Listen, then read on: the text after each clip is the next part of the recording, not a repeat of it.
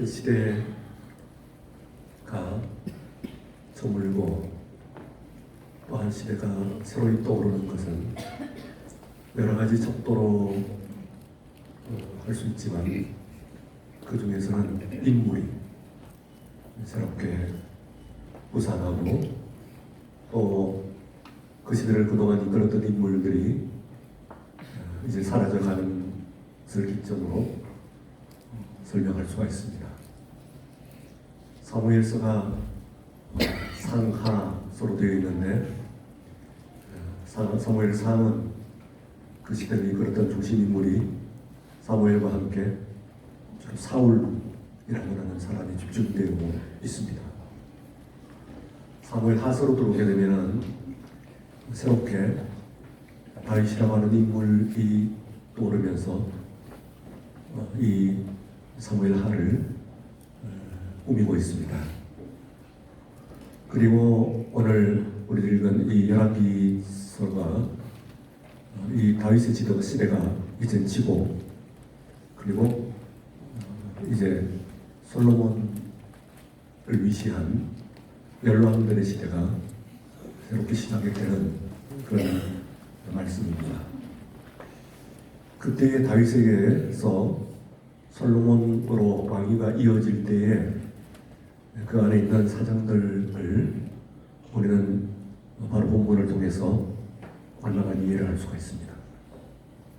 거기에 보게 되면은 처음부터 솔로몬이 다음 왕위를 이어받을 것이라고 다른 사람들은 예상하지 못했고 거기서 아도니아라고 하는 사람이 이제 순서로 봐서 그리고 또한 여러 가지 경우로 봐서 당연히 자신이 왕이 될 것이라고 생각을 하고 또 그의 생각에 그 당시에 있는 모든 이 신하들과 장수들과 그리고 수많은 백성들도 또 그래야 될 것이라고 생각하고 그것이 맞다고 생각하고 그를 따랐던 일이 있습니다. 일대의 혼란이 일어나면서 그 사건이 수습이 되면서 새롭게 떠오른 인물이 바로 이 솔로몬이라고 하는 인물이죠.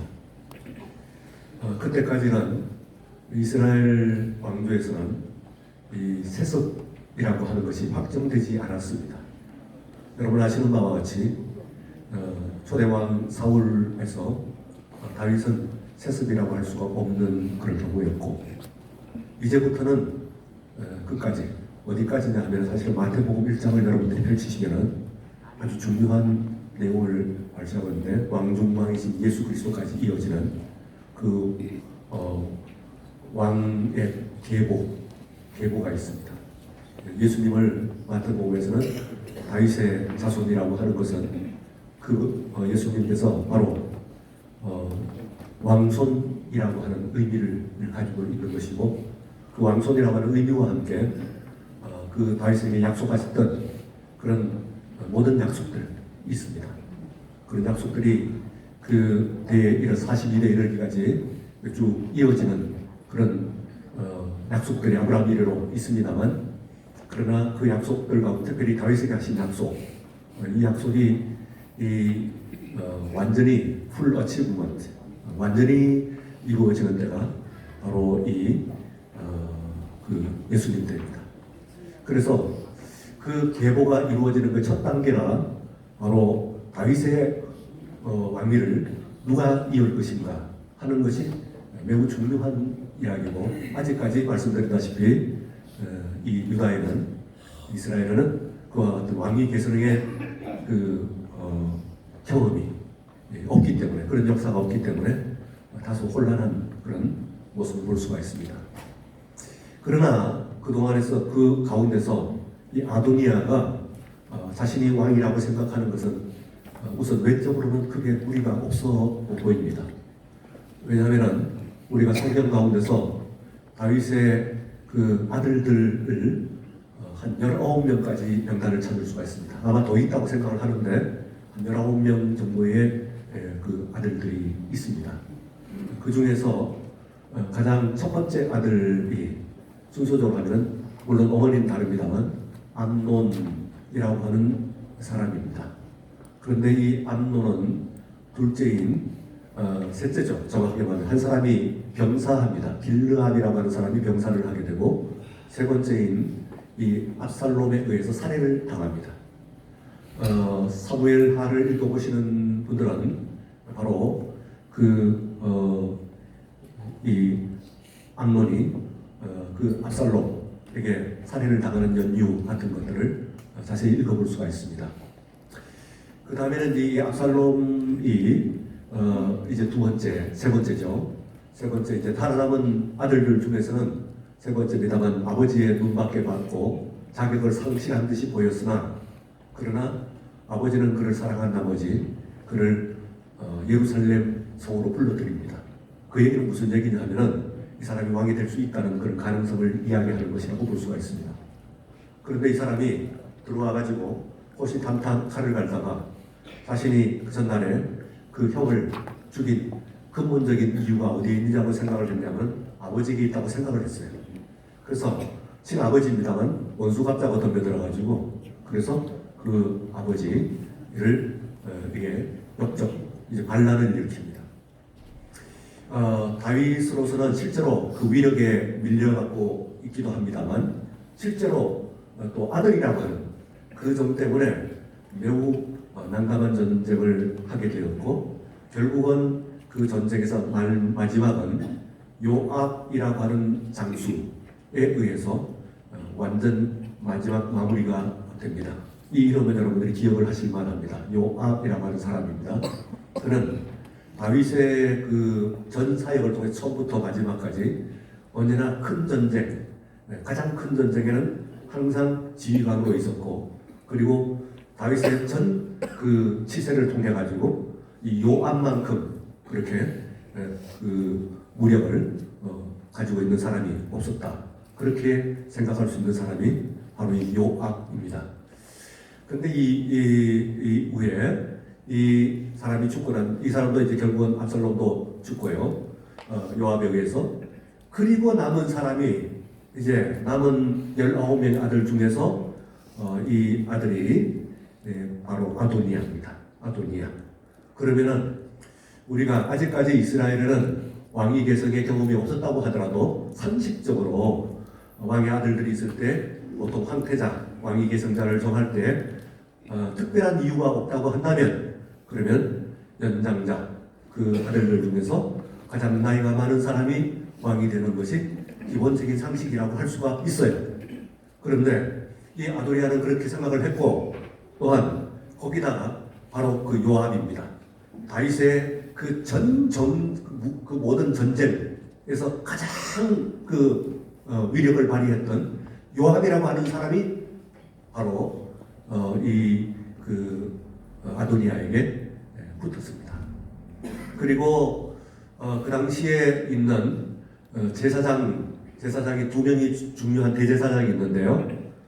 하나는 아비아달이라고 하는 사람이 있고 그리고 또 한 사람은 사독이라고 하는 사람인데 이 제사장은 둘이 될 수가 없어요. 왕이 한 사람이 두 사람이 될 수 없듯이. 그래서 정리를 한다고 한다면은 그 중에서 더 선임자가 누구냐 하면은 아비아달입니다. 그래서 이 아비아달이라는 사람이 또 아도니아에게 붙었어요. 뿐만 아니라 이 다윗의 아들들 19명 중에서 한 사람 솔로몬만 빼고 나머지의 사람들이 모두 아도니아에게 붙었어요. 이러니까 이 아도니아는 다른 사람들, 아도니아뿐만 아니라 다른 모든 사람들이 이제 아도니아가 왕이 되는 것은 당연하다. 아직 왕이 살아 있습니다만 그러나 1장에서 보게 되면은 열왕기상 1장에서 보게 되면은 이 왕이 이제는 나이가 너무 연수가 차가지고 거동을 못하는 정도예요. 그래서 이 신하들이 이 왕의 몸을 데우기 위하고 말하자면 몸난로죠. 몸난로에서 이제 10대에 아주 아름다운 아가씨를 가장 건강한 그런 아가씨를 이제 늙은 왕의 이 몸을 따뜻하게 하기 위해 가지고 드립니다. 그러나 왕은 그 여자를 수종원들망정 침실에 가까이 들이지는 않았죠. 이게 나중에 또 아도니아와 문제가 되는데요. 우리 그 어릴 적에 할머니께서 저하고 같은 방을 썼는데요. 할머니께서 무슨 말씀을 하셨냐면은 몸에서 바람이 난다. 몸에서 바람이 난다. 그래. 그래서 제가 우리 놀린 기억입니다. 에이 할머니, 저 무슨 사람 몸이 선풍기인가요? 어떻게 사람 몸에서 바람이 나요? 뭐 이런 이제 놀리고 한 것이 있는데 그렇게 대답한 것이 기억이 나는데 저도 이제 60대 중반쯤 되어 가니까요. 그게 무슨 얘기인지 알아요. 그전에는 제가 한 10여 년 전만 하더라도 겨울 때도 아무리 추워도 내복이라고 하는 것을 모르고 살았습니다. 그러나 한 7, 8년쯤 됐나요? 내복을 입기 시작하더니 지금은 겨울 들면서 아예 내복부터 탔습니다. 그러니까 몸이 식는다는 얘기죠. 몸에서 바람이 나는 것을 이제는 본격적으로 좀 깨닫고 좀 느끼겠다, 알겠다 하는 그런 생각이 드는데 바로 그 왕을 따뜻하게 위하기 위해서 그랬어요.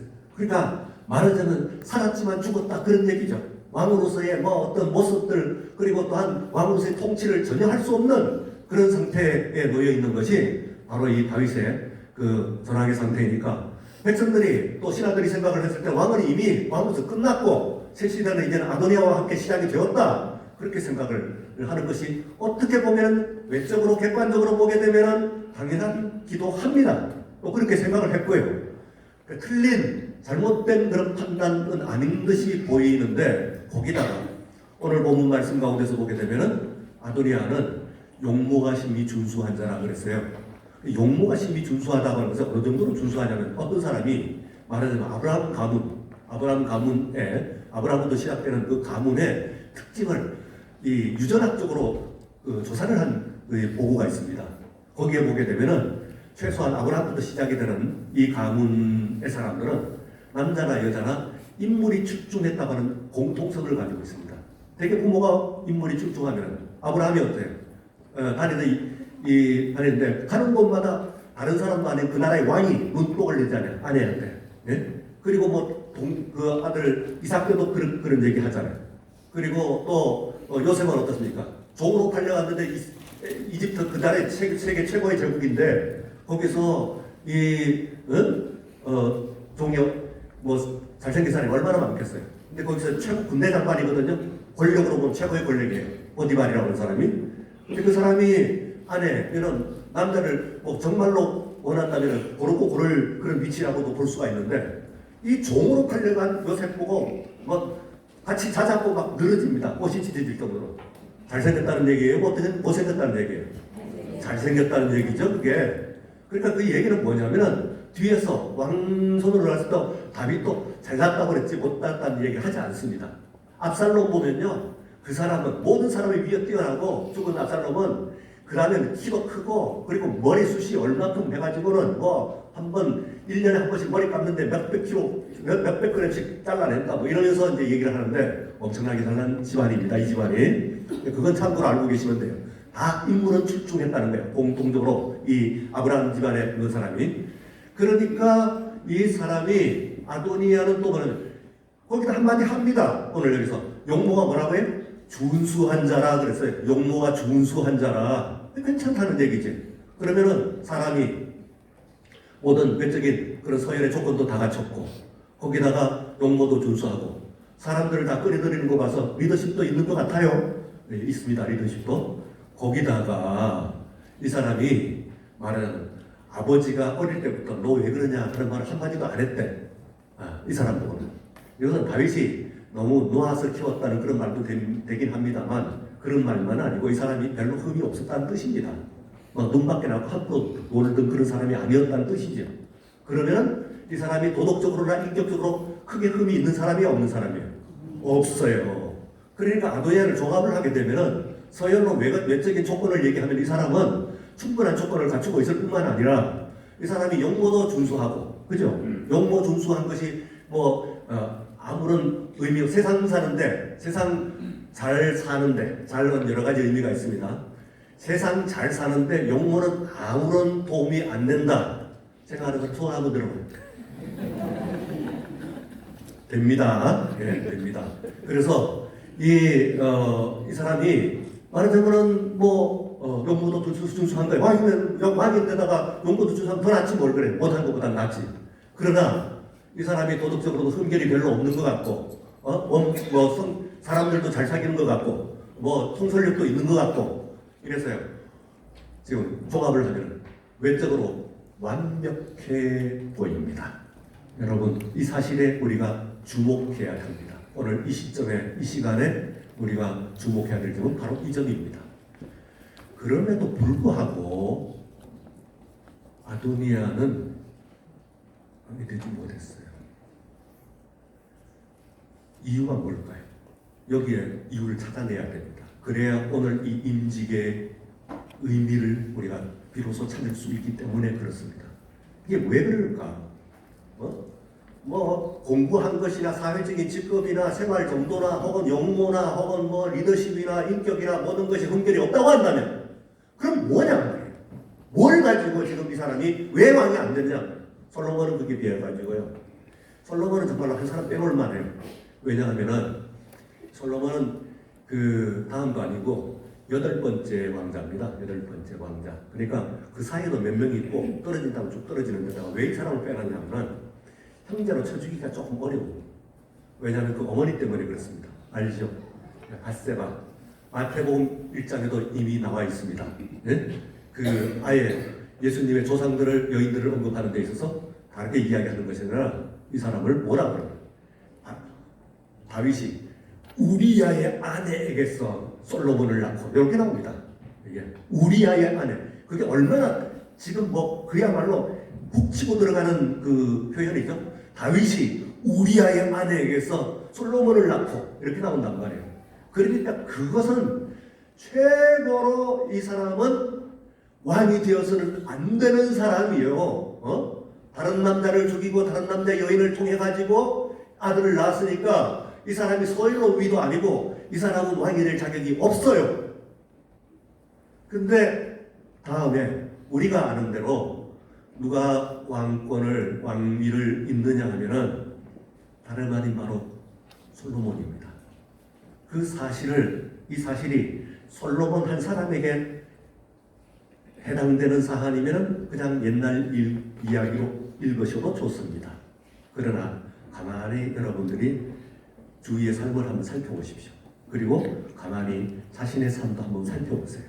보면은 이런 일들이 우리의 생에는 자주 일어납니다. 중요한 모비에서 미리 준비하고 그리고 준비된 자격을 갖춘 사람보다는 그렇지 않은 사람이 그 자리를 차지하는 때가 훨씬 더 많습니다. 왜일까요? 오늘 여기서 3가지만 제가 말씀을 드리고 곧 설교 말씀을 하는데 우선은요, 이 아도니아가 뭘 생각을 못했냐면은 살았으나 죽었다는 왕의 존재를 생각을 못하는 거예요. 무슨 말씀인지 아세요? 음미를 하십시오. 살았으나 죽었다는 것은 실제적으로 살았으나 죽었다 하는 얘기는 살았다는 이야기예요? 죽었다는 이야기예요? 살았다는 이야기입니다. 그 사실을 진지하게 생각했었어야 돼. 아도니아. 우리가 흔히 원로 목사님 그런 이야기를 합니다만 원로 목사님 가고 나서 제가 권면을 하죠. 후배들한테. 따로 1대1로 할 때 그런 기회가 있으면 보면 살아있는 것이다 하는 이야기를 합니다. 아무리 조용히 하고 있어도 살아있는 것인가 넌 알아서 보셔라 하는 이야기를 제가 몇 번 한 적이 있어요.